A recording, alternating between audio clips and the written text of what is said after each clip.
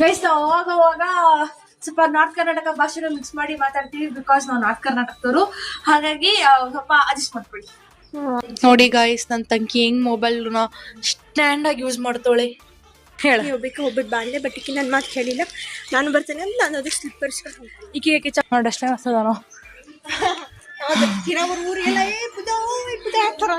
ಏ ಅದಕ್ಕ ನನ್ನ ಹೆಸರಲ್ಲೇ ಹೌದು.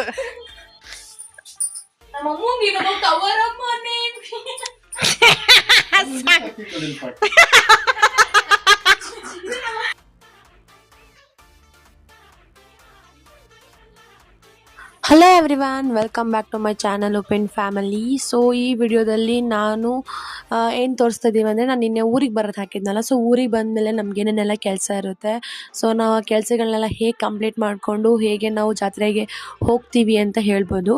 ಸೊ ಇದು